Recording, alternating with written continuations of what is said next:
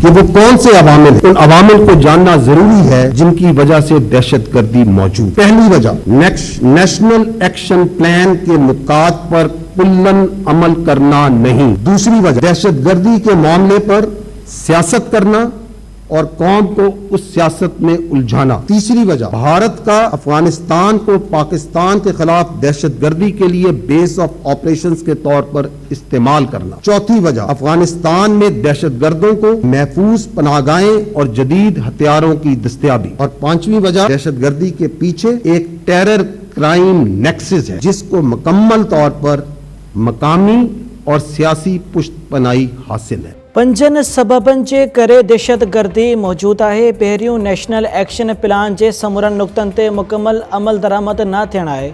ॿियों दहशतगर्दी जे मामले ते सियासत करण ऐं क़ौम खे उन सियासत में उलझाइण आहे। टियों भारत जो अफ़गानिस्तान के पाकिस्तान ख़िलाफ़ दहशतगर्दी की बुनियाद तौर इस्तेमाल करण आहे। चौथों अफ़गानिस्तान में दहशतगर्दन के महफूज़ ताक़ ऐं दहशतगर्दन वटि जदीद तरीन हथियार आहिनि। ऐं पंजो सबब दहशतगर्दन के मुकम्मल तौर ते मकामी ऐं सियासी पुठभराई हासिल है। DGISPR लेफ्टिनेंट जनरल अहमद शरीफ चौधरी जी पेशावर कोर में प्रेस कॉन्फ्रेंस। DGISPR चयो त 2024 ऐं 2025 में पाकिस्तान अंदर दहशतगर्दी कंदड़ 161 अफ़गाननि के जनम भेड़ो किया वियो।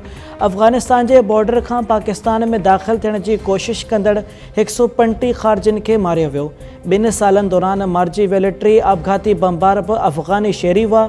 वाज़े थी वियो है तो भारत अफ़गानिस्तान के इस्तेमाल कर रहो है। पाक फ़ौज के तर्जुमान चयो तो आर्मी पब्लिक स्कूल साने बाद उन वक्त की हुकूमत इंटेलिजेंस एजेंसियुनि ऐं कानून लागू कंदड़ इदारनि हिक हिकमत अमली जोड़ींदे दहशतगर्दी के पाणा ख़त्म करण शुरू कियो ऐं पुरअमन खैबर पख्तूनख्वा के ख़्वाब जे वेझो पहुतासीं। बदकिस्मती से पोइ एक सोचल समझल मनसूबे तहत दहशतगर्दन ऐं सहूलतकारन के स्पेस दिनो वियो।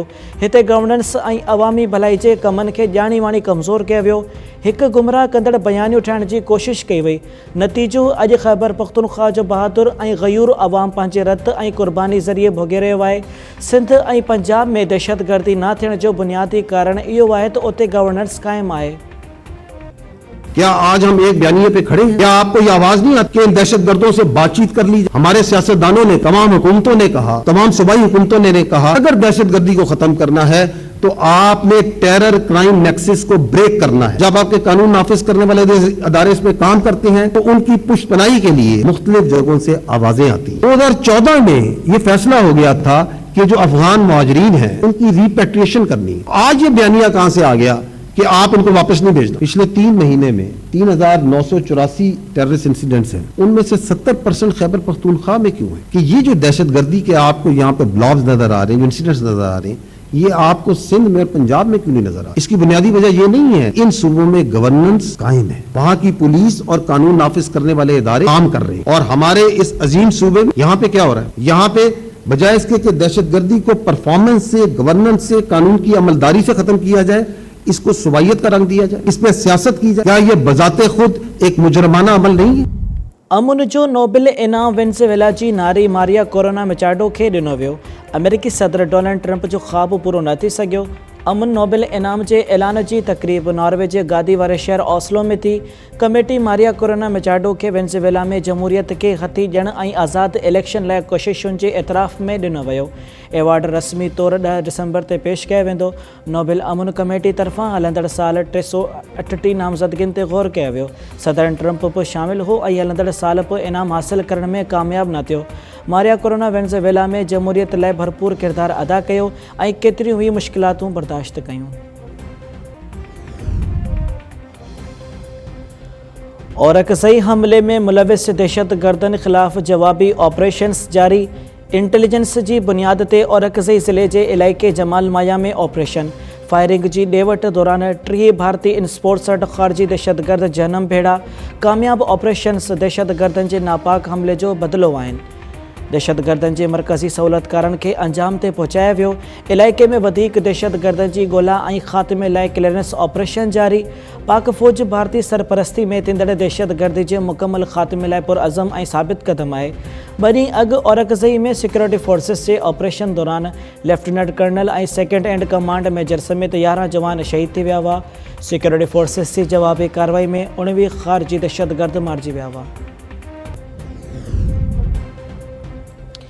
हथियारबंद फ़ौज भारतीय सरपरस्ती में थींदड़ ख़ारजियुनि जे नेटवर्क खे टोड़े क़ौम जो कंध फ़ख्र सां मथे करे छॾियो। सदर आसिफ ज़रदारी पारां ख़ारजियुनि ख़िलाफ़ कामयाब कार्रवाई ते सिक्योरिटी फोर्सिस खे भेटा पेश। सदर ज़रदारी चयो आहे त lieutenant colonel Junaid Tariq, major Tayyab Rahat ऐं ॿिनि शहीदनि जूं क़ुर्बानियूं क़ौम हमेशह यादि रखंदी। दहशतगर्दी ख़िलाफ़ मुसलसल कामयाबियूं असांजे अज़म जो अकासियूं कनि थियूं। वज़ीर आज़म शहबाज़ शरीफ़ ऐं वफ़ाक़ी घरू वज़ीर मोहसिन नक़वी पारां बि कामयाब कार्रवाई ते सिक्योरिटी फोर्सिस खे भेटा पेश। मोहसिन नक़वी चयो आहे त क़ौम दहशतगर्दी जे ख़ात्मे लाइ सिक्योरिटी फोर्सिस सां गॾु बीठी आहे। ख़ारजियुनि खे पाकिस्तान में लिकण न ॾींदासीं। भारत अफ़ग़ानिस्तान में पंहिंजो सिफ़ारत ख़ानो ॿीहर फ़ाल करण जो ऐलान करे छॾियो। भारतीय परॾेही वज़ीर जयशंकर चयो आहे त भारत जल्द काबुल में पंहिंजे टेक्निकी मिशन खे सिफ़ारत ख़ाने जी सतह ते अपग्रेड कंदो। अफ़ग़ानिस्तान जो परॾेही वज़ीर अमीर ख़ान मुत्तक़ी 2021 में तालिबान जे ॿीहर इक़्तिदार में अचण बाद पहिरियों भेरो भारत जे दौरे ते नई दिल्ली में मौजूदु आहे। अमीर मुत्तक़ी जो दौरो गॾियल क़ौमुनि जे ख़ासि इजाज़त बाद मुमकिन थियो। दौरे खे भारत ऐं तालिबान विच में वधंदड़ राब्तनि जे तौरु ॾिठो पियो वञे। दौरो अहिड़े वक़्त में कयो पियो वञे जॾहिं पाकिस्तान ऐं तालिबान विच में लाॻापनि में छिकताण आहे। माहिरनि मूजिबि भारत अफ़ग़ानिस्तान खे पंहिंजो असर रसूख़ वधाइण लाइ इस्तेमालु करणु चाहे थो। तोशाखाना 2 केस में PTI बानी ऐं संदसि घरवारी बुशरा बीबी जा बयान रिकॉर्ड कराए छॾिया। अडियाला जेल जे ख़ासि अदालत में PTI बानी ऐं संदसि घरवारी बुशरा बीबी ख़िलाफ़ तोशाखाना 2 केस आख़िरी मरहले में दाख़िल थी वियो। अदालत बानी ऐं संदसि घरवारी खे 29 सवालनि ते ॿधल सवालनामो ॾिनो वियो। PTI बानी ऐं संदसि घरवारी पंहिंजो बयानु अदालत में जमा कराए छॾियो। PTI बानी पंहिंजे बयान में चयो आहे त हथ ठोकिया केस दाख़िल कया विया आहिनि। केस जो शाहिद इनामुल्ला ते एतमाद नथो करे सघिजे। बदनीयती ते इनामुल्ला खे वज़ीर आज़म हाउस मां बरतरफ़ कयो वियो हो। इनामुल्ला जहांगीर तरीन जे सहूलियतकार तौरु कमु करे रहियो हो। बुशरा बीबी पंहिंजे बयान में चयो त शायदि इनामुल्ला जे ज़रिए शोएब अब्बासी खे घटि क़ीमत लॻाइण जो पैगाम ॾियण जो इल्ज़ाम दुरुस्त न आहे। रूल्स जी भञकड़ी कंदड़ हथ ठोके रिपोर्ट जमा कराई वई। तोशाखाना 1 केस में शाहिदुल्ला ऐं शोएब अब्बासी वलगारी चोप किथे बि ज़िक्र न कयो वियो। पर्देदार औरत आहियां, कॾहिं के सियासी सरगर्मी में हिसो न आहे वरितो। अली अमीन गंडापुर KPCM हाउस मां चढ़े अबाणे शहर डेरा इस्माइल ख़ान हलियो वियो। अली अमीन गंडापुर चयो आहे त वॾी वज़ारत तां इस्तीफ़ा ॾेई चुको आहियां। हाणे PTI बानी बि चवंदो फ़ैसिलो वापसि न वठंदसि। मुख़ालिफ़ सियासी कोशिशूं करे ॾिसनि, KP हुकूमत किराए न सघंदा। वज़ीर आला KP हाउस में PTI जे पार्लियामेंटी पार्टी जे इजलास में नामज़द वॾे वज़ीर सुहेल अफरीदी ते एतमाद जो इज़हार कयो वियो। सुहेल अफरीदी चयो आहे त PTI बानी हिकु कारकुन खे वॾी ज़िम्मेवारी ॾिनी आहे। उमेदु आहे त असेंबली मेंबर्स ऐं वर्कर्स साथ ॾींदा।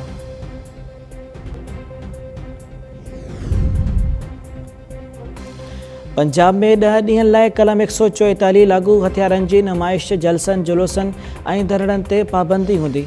इस्लामाबाद ऐं रावलपिंडी में मोबाइल सर्विस बंदि। ईंदड़ वेंदड़ रस्ता कंटेनर रखी बंदि कया विया। शहरनि खे मुश्किलातूं पेश। इंटरनेट सर्विस अॼु राति 12 वॻे ताईं बंदि रखण जो फ़ैसिलो। पंजाब जे घरू खाते तरफ़ां जारी कयल नोटिफिकेशन मूजिबि सूबे में अमन अमान बरक़रार रखण लाइ कलम 144 लागू कयो वियो आहे। लाउड स्पीकर जे इस्तेमाल ते बि पाबंदी हूंदी। तहरीक लबैक पाकिस्तान पारां अॼु इस्लामाबाद तरफ़ मार्च जो ऐलान। गुज़िरियल ॾींहुं लाहौर समेत पंजाब जे मुख़्तलिफ़ शहरनि में TLP कारकुननि ऐं पुलिस विच में चकरे जा वाक़िया बि साम्हूं आया हुआ। हथियार फिटा कंदड़ धाड़ेलनि खे मुआफ़ी न मिलंदी, कानून मूजिबि वर्ताउ कयो वेंदो। कच्छ में तालीम, सिहत समेत ॿियूं सहूलियतूं ॾियणु चाहियूं था। कंदकोट घोटकी पुल जो कमु जल्द मुकमल कयो वेंदो। सूबाई घरू वज़ीर ज़ियाल अंजार जी IG सिंध ऐं AIG कराची सां गॾु प्रेस कॉन्फ्रेंस।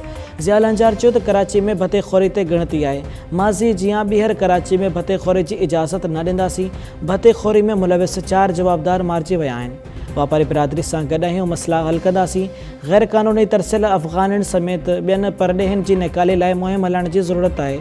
IG सिंध ग़ुलाम नबी मेमण चयो आहे त मंशियात विकिरो कंदड़नि ख़िलाफ़ कार्रवाई थिए त गोड़ थिए थो ऐं गोड़ केरु करे थो अवा सभिनी खे ख़बर आहे। Secretary workers welfare board Rafiq Qureshi जा गिरफ़्तारी वारंट जारी। Sindh high court Sukkur bench में मुश्ताक अहमद ऐं ॿिनि मुलाज़िमनि जी दरख़्वास्त ते ॿुधणी थी। Secretary workers welfare board Rafiq Qureshi अदालत ॾाढो पेश न थियो।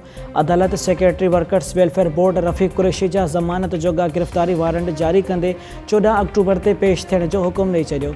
वकील आचर गबोल चयो त दरख़्वास्त गुज़ारनि खे मुस्तक़िल करण बदिरां नौकरियुनि मां बरतरफ़ करे बेरोज़गार कयो वियो आहे। ऐं घोसड़ो उस्तादनि ख़िलाफ़ कार्रवाइयूं शुरू। स्कूल एजुकेशन खाते कराची डिवीज़न जे डायरेक्टर सेक्रेटरी ज़िले ओभर जे 6 घोसड़ो उस्तादनि खे बरतरफ़ करे छॾियो। नोटिफिकेशन जारी।